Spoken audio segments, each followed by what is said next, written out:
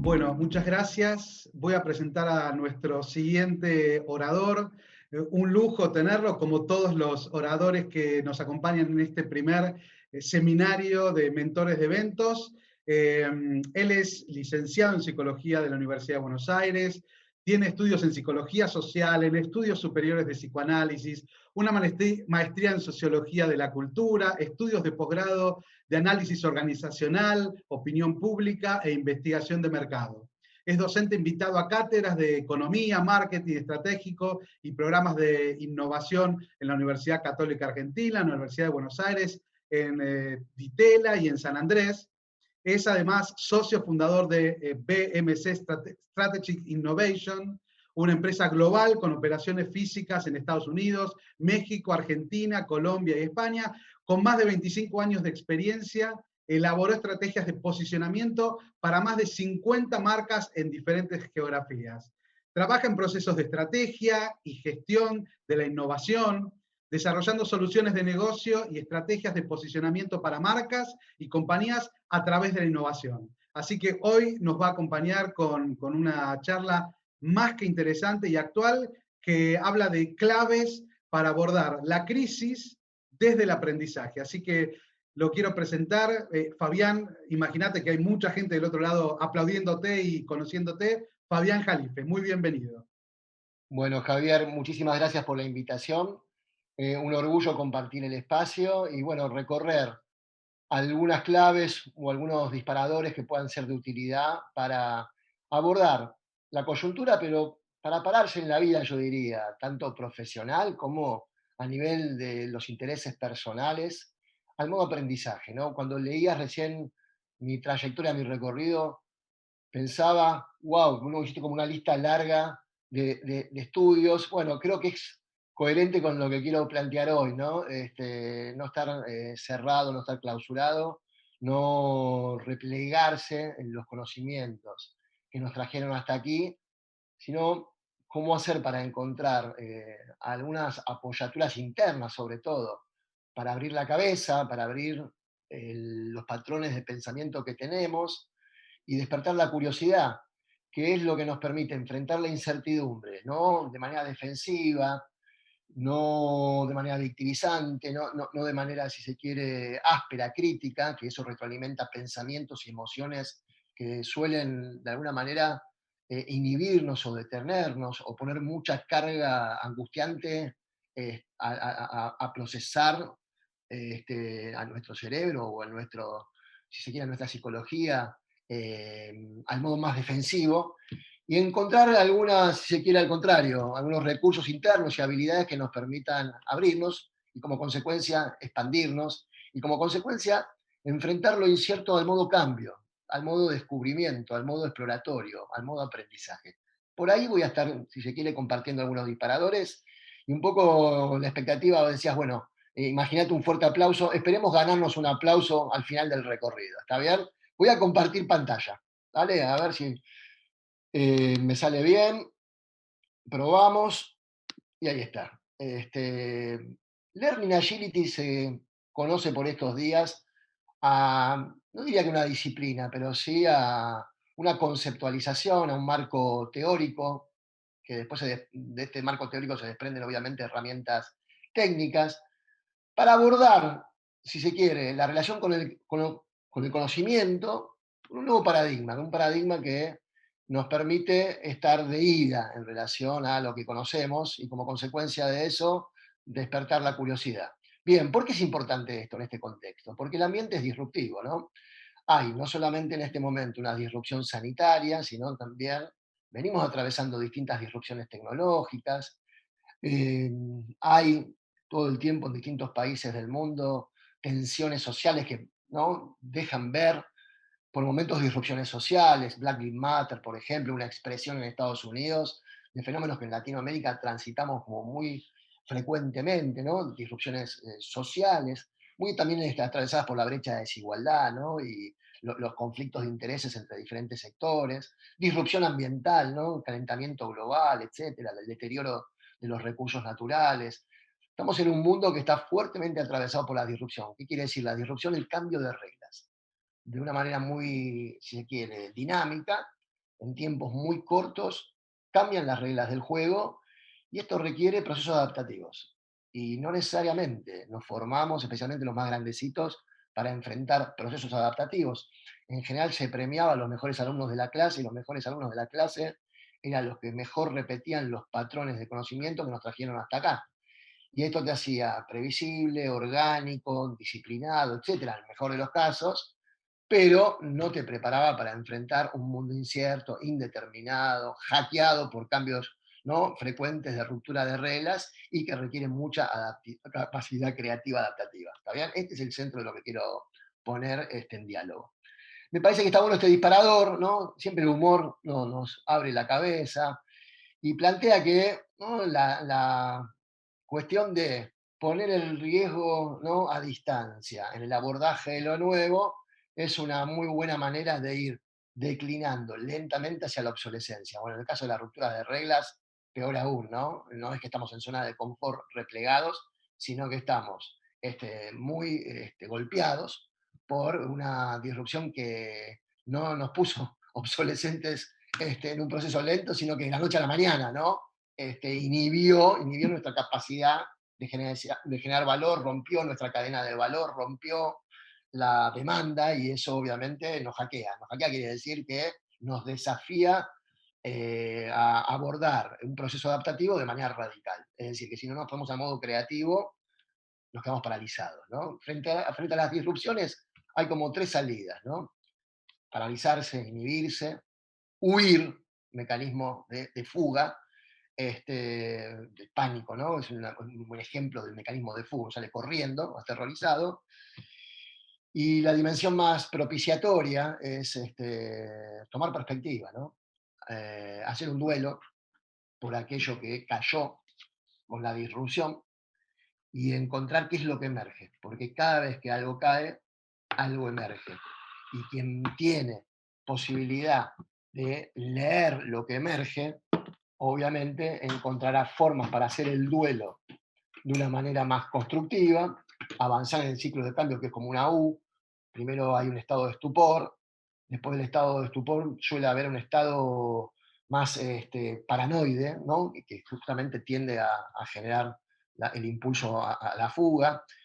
Una vez que la evidencia empieza a imponerse, suele producirse un fenómeno depresivo porque uno empieza a apreciar, a incorporar, a advertir lo que se perdió.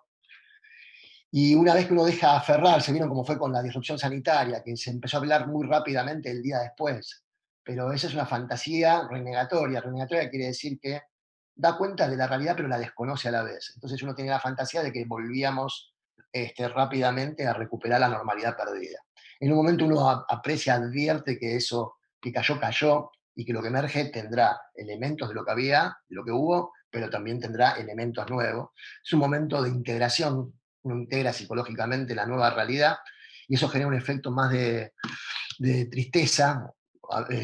Hay que evitar que se produzca un fenómeno depresivo, y si se produce un fenómeno depresivo hay que pedir ayuda, porque uno se estanca, se clava y se cae con lo perdido, y eso es obviamente una declinación patológica del proceso de cambio. Y en la medida que uno puede integrar y puede empezar a desarrollar perspectiva hacia adelante, para desarrollar perspectiva, y esto lo enseña la creatividad, no se trata de fijar el punto de vista que uno tenía, sino de abrir vistas del punto. Y abrir vistas del punto como si fuera un ejercicio de fotografía. Imagínense que uno va a sacar fotos, ¿no? Va con sus ojos, ve siempre lo mismo. En la medida en que uno se cambia los lentes, ¿no?, empieza a ver diferente. ¿Qué quiere decir esto como metáfora? Supongamos que en lugar de mirar como miro yo, siempre miro con los ojos de un niño. Es decir, me paro en la estatura de un chico de 3, 4 años. ¿Se entiende? Bueno, se ve todo diferente. Imagínense que me paro desde los lentes de una jirafa. Bueno, se ve todo diferente. ¿Se entiende? Pero podríamos hacer el ejercicio de 1000 maneras diferentes. Supónganse que me paro a la manera de un terrorista. O supónganse que me paro a la manera de una víctima de abuso de género. ¿Se entiende lo que digo?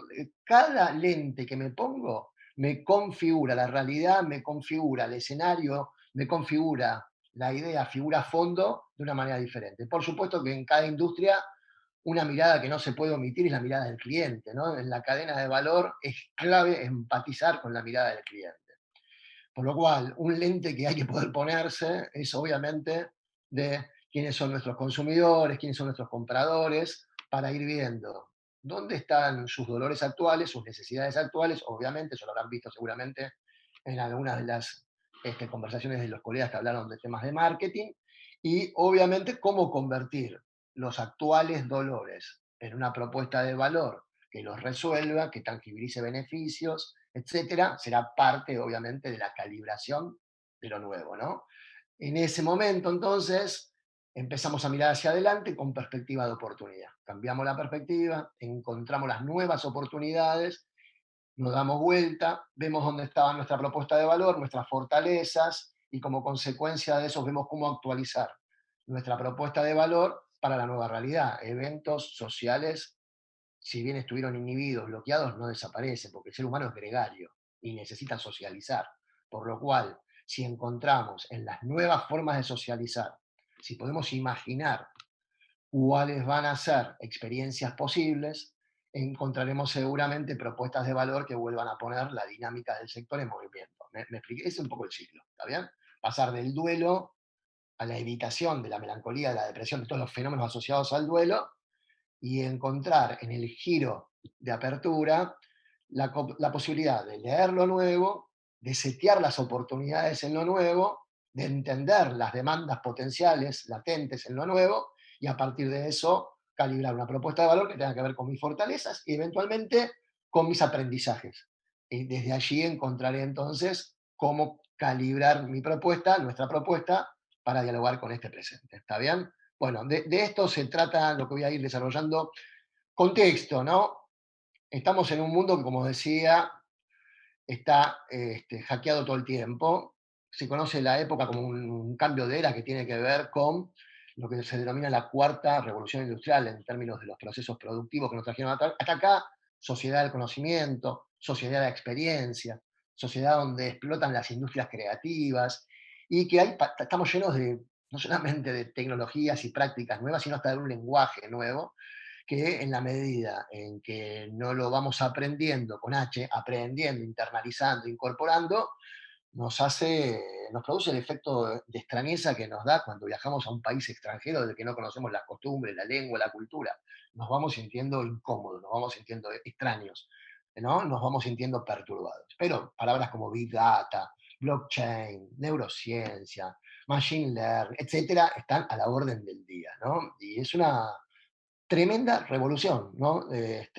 Uno no es consciente desde adentro de la era que está en un cambio de era, pero el vértigo del cambio tiene que ver con el cambio de era. ¿Se acuerdan cuando leíamos sobre la revolución industrial y los procesos que se generaban en relación a cómo se desarmaba el trabajo agrícola, el trabajo de los campesinos, y la gente obviamente iba a las ciudades, iba a las urbes que empezaban a crecer y a explotar demográficamente, bueno, ese fenómeno está pasando en este tiempo, ¿no? Pero no estamos yendo del campo a la ciudad, estamos yendo de las mega urbes hiperpobladas a la nube, a la red, a las nuevas avenidas, si se quiere, de interacción, ¿no? Que es por donde pasan hoy, si se quiere, una buena parte de nuestras agendas de vida y nuestras agendas productivas. Bueno, avanzo un poquitín, creo que tengo para quedarme todo el día, así que voy a ir economizando los disparadores que preparé. Nada, algunos datos, no me detengo, pero son evidencias que tenemos delante de los ojos, ¿está bien? ¿Estamos? Son disparadores que nos van diciendo hay un ritmo ahí afuera que requiere una gimnasia adaptativa. La idea no es estresarse con eso, no es agobiarse con eso, no es quedar de alguna manera hiperansioso o sumido en el vértigo. Es ir encontrando en mi sector, en mi trayectoria, en mis intereses, por dónde van a pasar las claves de adaptación. Ahora, todos tenemos en nuestra agenda, aparte de reproducir, optimizar, eficientizar lo que nos trajo hasta aquí, una energía que está bueno disponibilizar a nuestro proceso adaptativo. ¿Por dónde vamos a innovar? ¿No? ¿Por dónde van a estar las claves obviamente, no solamente de optimización de lo que hacía, sino de creación de lo nuevo en relación con nuestro quehacer. Bien, todo tiene menos vigencia, todo perece en ciclos más cortos y todo requiere una y otra vez ir encontrando esas claves, esas habilidades que nos permitan ser contemporáneos. Ser contemporáneos quiere decir dialogar con la lógica de estos tiempos de una manera competente. ¿Está bien? Esto está bueno, este gráfico, porque nos va diciendo que el ritmo de cambio que tiene la tecnología va por encima, muy por encima de la capacidad adaptativa que tenemos las personas, que tienen los negocios y que ni que hablar que tienen los estados, que corren recontra atrás y entonces vamos viendo que la legislación no alcanza para normatizar el cambio en los hábitos y costumbres que genera una nueva práctica. Piensen que lo que pasa con Uber, por ejemplo, que todavía no está regulado siquiera, ni siquiera está legislado, pero la gente lo usa. ¿Me explico? Porque la tecnología va más rápido y la adaptación de los individuos va más rápido que obviamente la adaptación de la normativa, etc. Bien, la crisis genera buca exponencial, obvio, digamos, ¿no? Buca quiere decir volatilidad, quiere decir incertidumbre, quiere decir complejidad, quiere decir ambigüedad. Son todas dimensiones que hacen a lo indeterminado. La época está indeterminada. A mí me gusta decir que en el presente hay como una disputa incisiva entre el pasado, que se resiste a caer, y el futuro, que emerge, obviamente, con fuerza y con potencia de determinación. Si nos vamos 30, 40 años para atrás, a los más viejitos, a los baby boomers, digamos, hasta los X, uno decía, fuimos generaciones muy marcadas por el peso del pasado, el peso de las tradiciones, el peso de los mandatos, el peso de... Si uno ve el arte dramático, la cinematografía, las novelas, de hace 40, 50 años, tenía muchísimo que ver la estructura narrativa con el camino del héroe, que era la revelación frente a los mandatos. ¿Está bien? Esa es una estructura clásica, tradicional. Años 70, años 80, como herencia acá en Latinoamérica, estuvieron marcados por esos patrones. Los patrones de esta época no tienen nada que ver con eso, ¿no? Hoy es más o menos una estructura dramática que tiene que ver con el vértigo, con la ansiedad, con la velocidad que genera un menú de ofertas infinitas disponibles, por supuesto que de acuerdo a la posición relativa de cada quien, tendrá más nivel de apertura, más nivel de posibilidades, más nivel de oportunidades o no, por la brecha de desigualdad y obviamente por si se quieren, las condiciones de arranque de cada quien. Pero hay un menú enorme ahí disponible de opciones en esta época y cada individuo está más solo en su singularidad para vérselas con el futuro. Hoy diría, en el presente pesa mucho más el futuro que el pasado. El futuro tiene buena prensa, el futuro tiene como buen equity quiere decir, tiene valoración casi que moral, porque, como dice Woody Allen, en alguna humorada que anda por ahí, es donde vamos a pasar el resto de nuestros días. Entonces, el futuro viene aparte con mucho vértigo a nuestro encuentro y va todo el tiempo hackeando. Hackeando quiere decir poniendo en tensión los patrones, las costumbres, los hábitos que nos trajeron hasta acá. Esta es una tensión estructural de esta época, ¿está bien?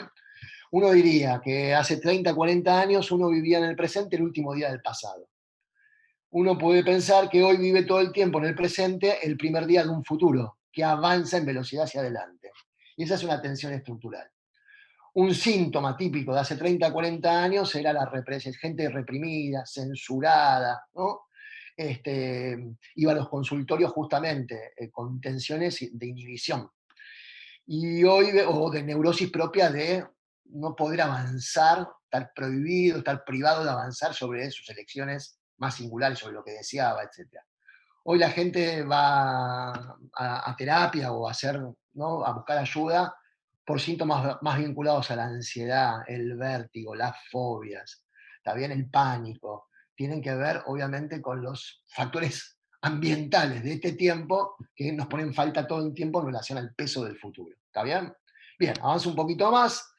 La supervivencia, que es una palabra fuerte, pero bueno, vieron que hay una lógica darwinista que volvió a instalarse en el lenguaje, porque la época tiene un peso muy específico en los requerimientos adaptativos que nos hace. Entonces, dice una premisa que es de base darwiniana, que la supervivencia de una organización depende de que su tasa de cambio, ritmo de aprendizaje sea igual o superior a la de su entorno. A las personas nos pasa exactamente lo mismo. Y esta es una tensión estructural, que es incómoda, que es cómoda, cada quien la va procesando como puede. Ahora, si ponemos toda nuestra energía en defendernos de esto, lo vamos a pasar no solamente peor, sino que aparte una buena parte de esa energía va a ser improductiva, porque va a ser más una energía resistencial que una energía adaptativa. ¿Está bien? El que hace duelo más ágil, más constructivo, y se pone al modo aprendizaje, al modo creativo y al modo imaginativo hacia adelante, tiene como ventaja competitiva para andar por este tiempo. ¿Está bien? Bueno, esa es la afirmación más fuerte. Voy a entrar un poquito más a detalle. Javier, vos en algún momento me indicás cómo andamos de tiempo y dónde vamos redondeando, ¿dale? Entonces, esto que no es menor, se trata de proceso adaptativo. No tiene que ver con lo grande que hemos sido, que somos, ni tiene que ver que tomo un cafecito. Ni tiene que ver con las fortalezas, ni la inteligencia. Tiene que ver con proceso adaptativo, que es proceso de aprendizaje. ¿Está bien? ¿Cuándo termina el aprendizaje? Cuando uno se muere. Si es que estamos de ida. Y hay algo interesante en esto, ¿no? En la medida en que uno está en modo aprendizaje, y especialmente para los más grandecitos que hemos perdido el pelo, te mantenés joven, ¿no? Porque si algo caracteriza la juventud, pensemos en la lógica hasta de la adolescencia, es estar en falta, es decir, estar de ida, es decir, no estar completo, es decir, no estar determinado radicalmente, estar work in progress, estar en gerundio, andar por la vida, ¿no? Con una identidad más plástica, más flexible, más, si se quiere, dinámica, más ágil. De eso se trata setearse al modo aprendizaje. Ahora, cuando no lo hacemos, nos puede pasar esto, ¿no? Me parece que es una evidencia contundente de la ceguera paradigmática, quién tiene, quién clausuró, quién cerró. ¿Está bien? Y entonces uno pregunta acá con este disparador que me parece que está buenísimo, ¿no? A mí me gustan las provocaciones en el mejor sentido, ¿no? Las provocaciones creativas, que son las que te movilizan la perspectiva, te sacuden un poco cómo estás parado, cómo estás viendo, cómo estás pensando, para tratar de ponerle un poco de W40 a nuestro cerebro y flexibilizarnos la perspectiva. Si uno en general lanza este disparador y le pregunta a la audiencia con quién se identifican, no lo tengo medido en cantidad, pero todo el mundo se siente el que está empujando el carro, ¿no? Y probablemente a ustedes les esté pasando algo de esto, ¿no? Primera impresión, me siento el que está empujando el carro, ¿está bien? Entonces, este es el punto, que cuando uno se pone al modo sacrificial y entonces empieza a retroalimentar mecanismos casi que heroicos, ¿no? O épicos de sacrificio, de mortificación, de aferrarse a eso que no funciona o que está trabado o que se detuvo, etc., es probable que lo que le pase a este señor, ¿no?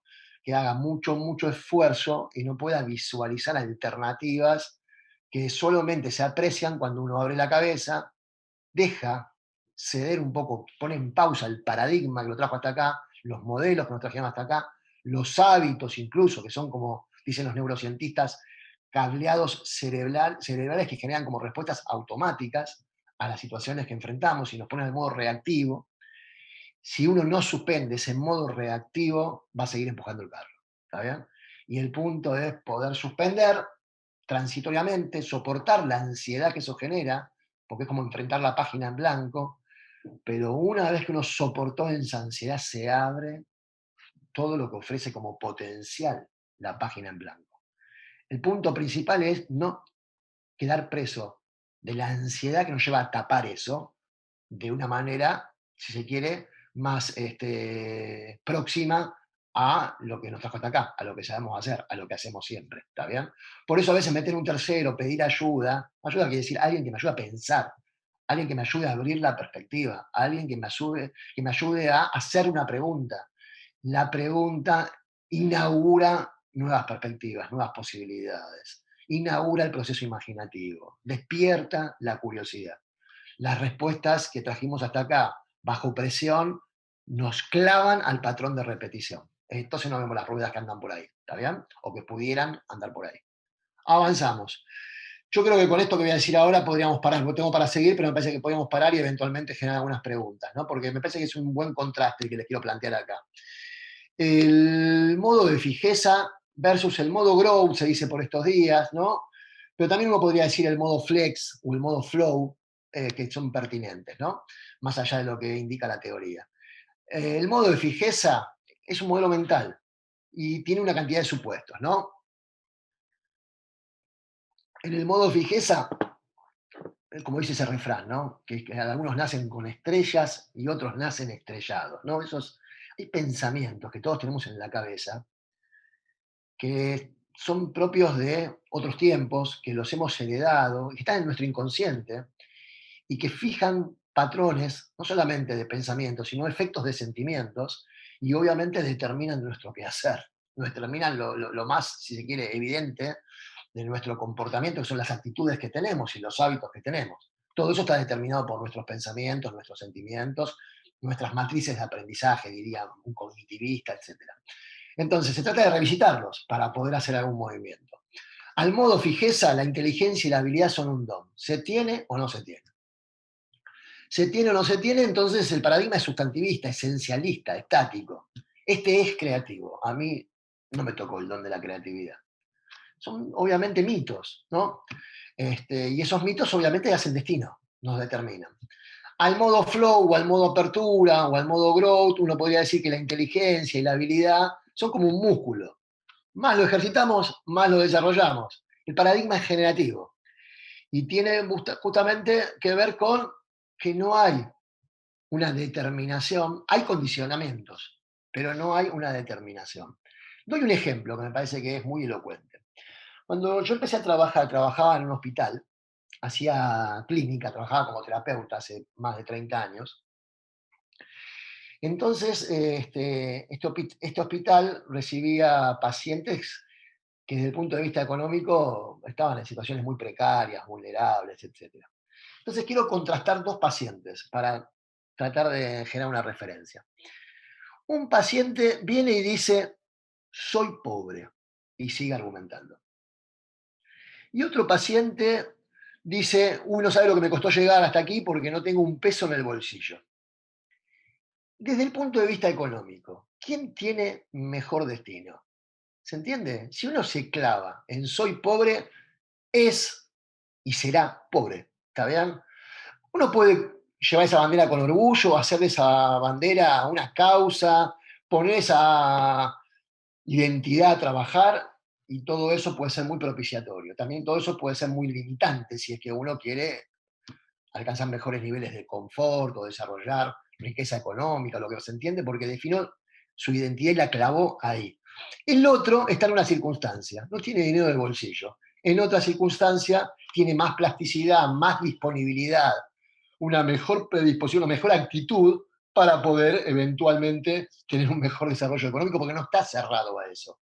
Simplemente está transitando una circunstancia. ¿Está bien? Bueno, eso nos pasa a todos. Cuando nos clavamos, fijamos. Y cuando fijamos, se detuvo el movimiento. ¿Está bien?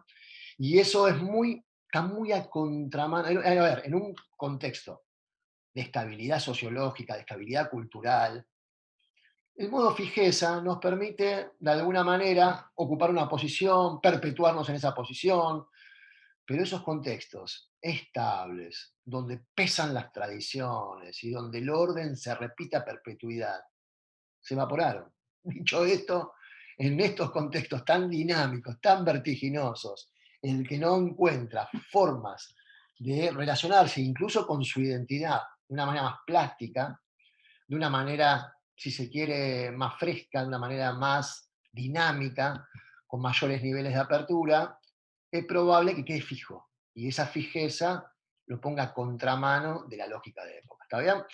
Desafíos al modelo, ¿no? Fix, al modelo de fijeza. Desafío representa una amenaza, por temor a fracasar y evidenciar que no se sabe, ¿no? Y quedar en riesgo, y quedar en peligro. ¿Cuál es la diferencia entre peligro y riesgo? Frente a una amenaza o frente a algo nuevo, para decirlo mejor, el modo fijeza queda inerme. Y al quedar inerme siente peligro, siente que la fuerza de la realidad se le impone. Al modo riesgo hay opciones. Y siempre que hay opciones, hay libertad interior. En cualquier circunstancia, bajo cualquier contexto, podemos hacer elecciones. Y cuando hacemos elecciones podemos calcular el riesgo y asumir qué riesgo vamos a tomar.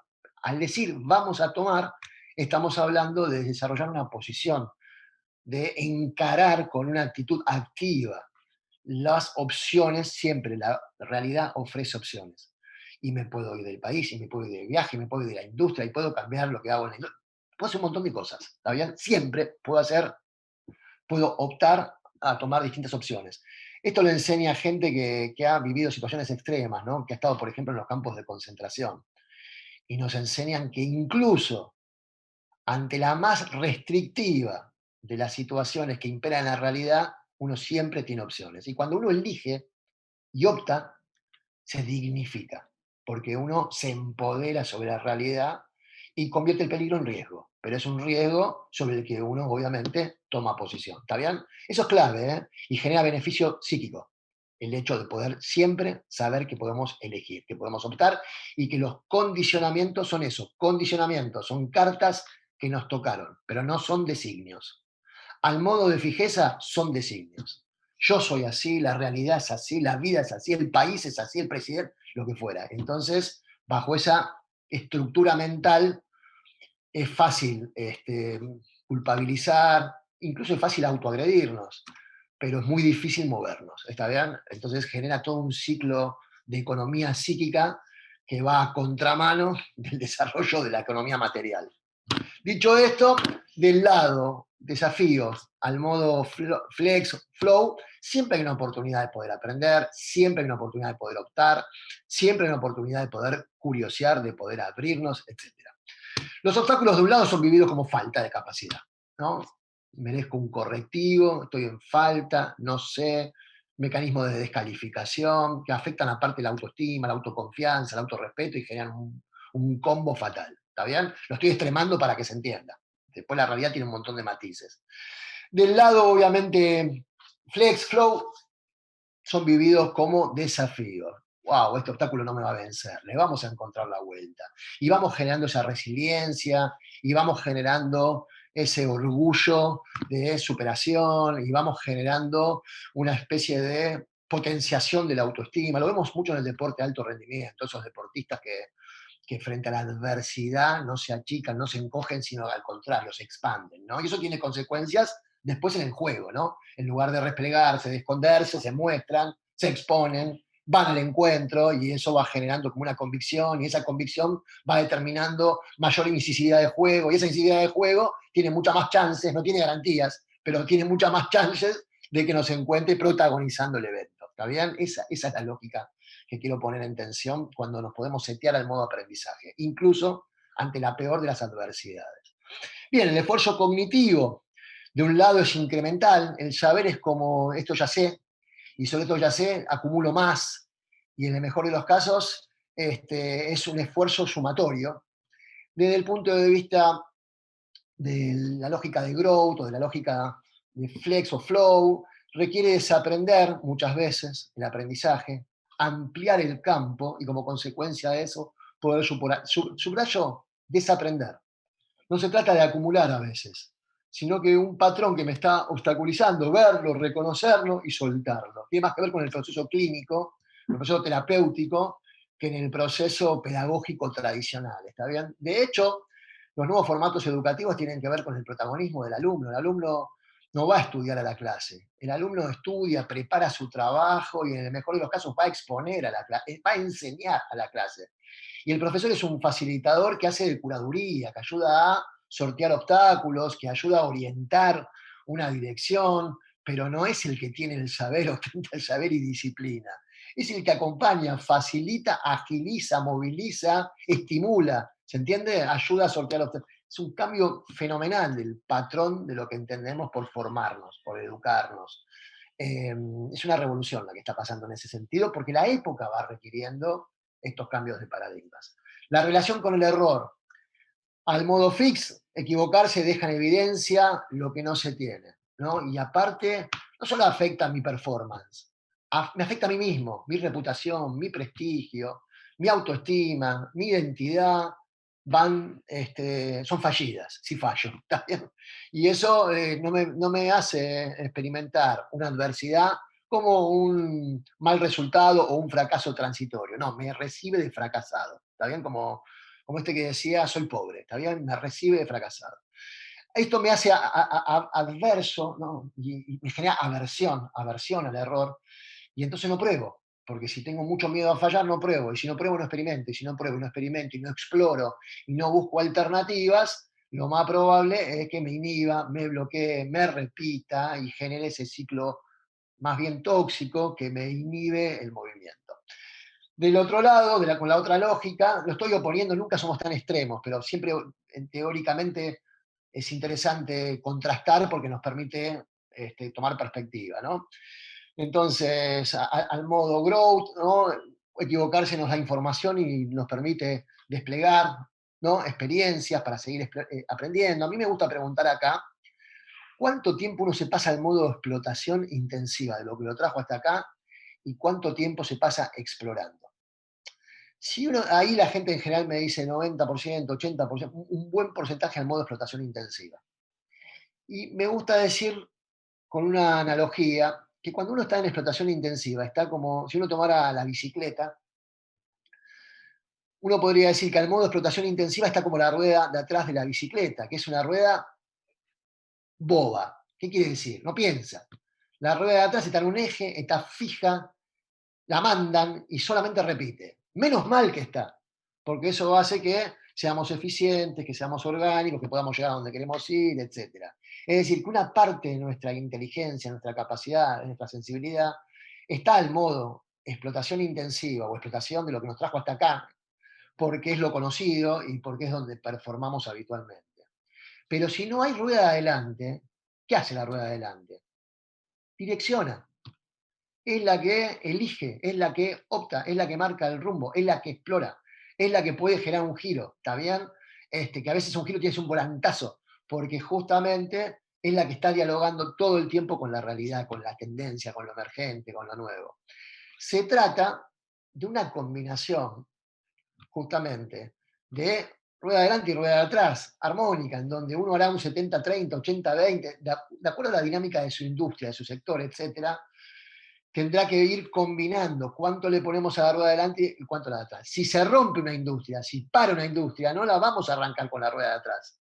Las tenemos que arrancar con la rueda de adelante, me explico, con el manubrio. Tenemos que ponerle mucha inteligencia a la cabeza, porque obviamente no alcanza con tratar de llevar el cuerpo al patrón que venía corriendo, al surco que venía corriendo, porque ese surco se inhibió, ese surco se frenó o se rompió. ¿Está bien? Bueno, hay que abrir caminos entonces. Y abrir caminos es imaginar, y abrir caminos es experimentar, es explorar. Y si no me dedico a... No son las mismas las habilidades que se requieren para ir al modo de explotación intensiva, racionalidad, control, previsión, cálculo, que las habilidades que se requieren para ir al modo exploratorio. Imaginación, experimentación, prueba y error, aprendizaje. ¿Está bien? Creatividad. Son todas las habilidades y el tipo de experiencias que nos permite la rueda de adelante. Entonces, ya equivocarse no es, wow, fallé, soy un fracasado, soy un fallido. No, equivocarse es acelerar el proceso de aprendizaje. Pero no se trata de, bueno, falle y relájese con la falla. No, se trata de convertir la falla. Yo no soy agnóstico, pero si fuera religioso diría, es una bendición la falla, si uno convierte la falla en un incentivo que me acelera el proceso de aprendizaje. Entonces, en innovación se dice, falle mucho, falle rápido, falle antes, que lo que está metaforizando es aprenda en velocidad, aprenda con agilidad, y entonces va a encontrar posicionarse frente a las oportunidades. Bueno, la relación con nosotros, el éxito del otro se vive más bajo amenaza, bajo competencia, bajo la idea de que el otro puede, como le pasa a los adolescentes, ¿no? Están casi como muy narcisistas, pendientes de cómo se mueve el otro, y yo no me puedo mover, y eso genera como celo, envidia y mucha pérdida de energía mental.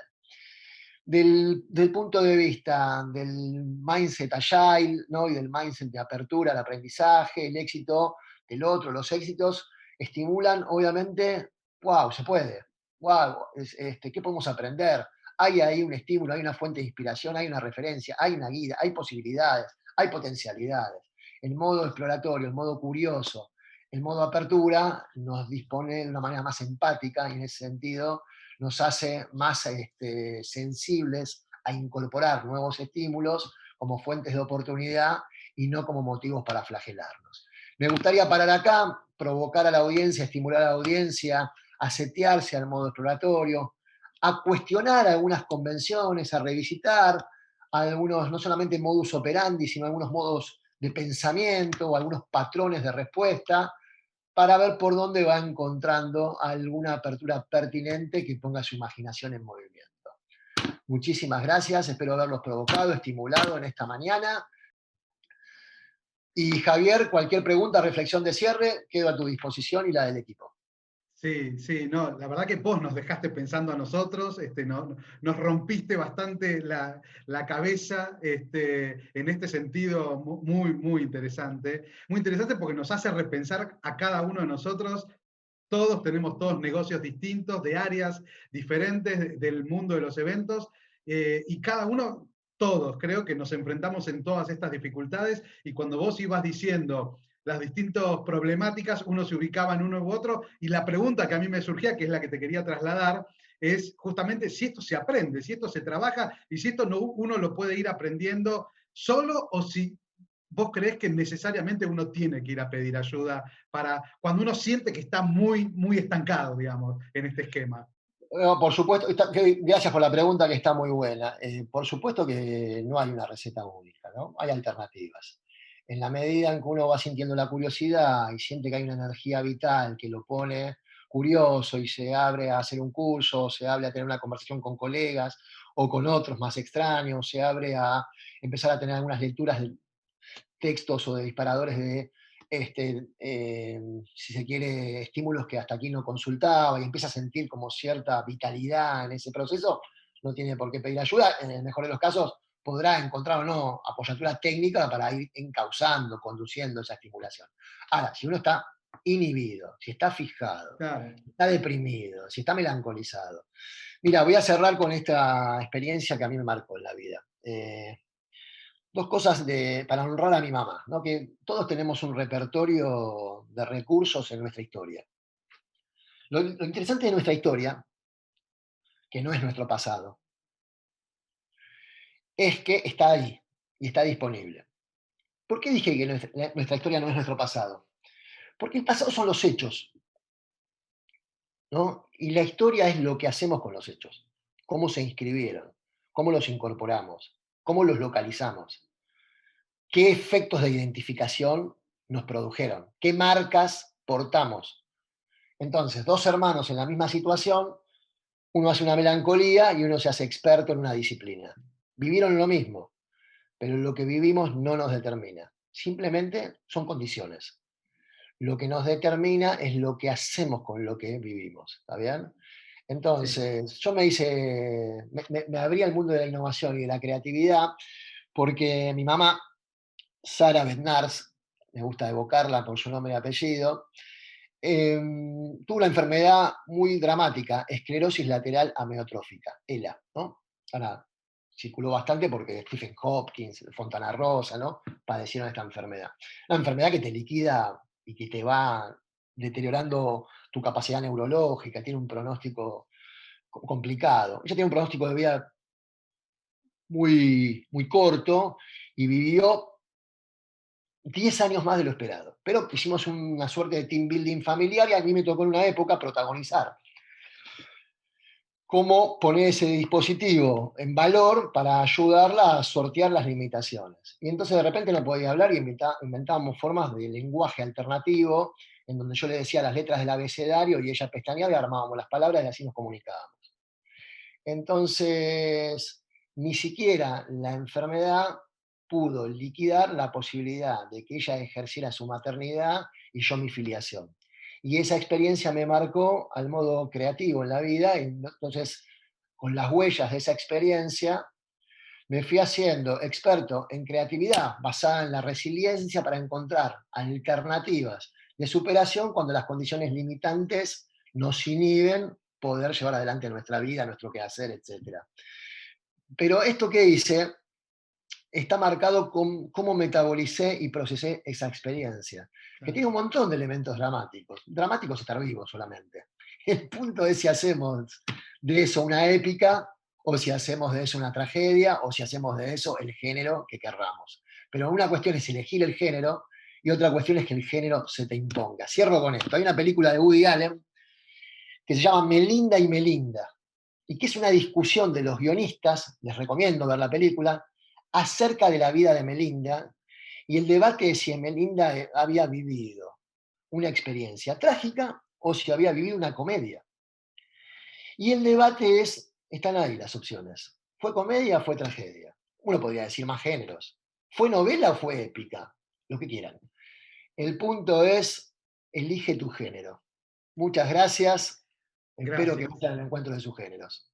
Sí, gracias, Fabián, espectacular, muchísimas gracias, un lujo, de verdad, y aparte esto, hacernos pensar, la verdad que nos viene muy bien a todos, así que muchísimas gracias por acompañarnos y volvemos otra vez al estudio. Muchas gracias.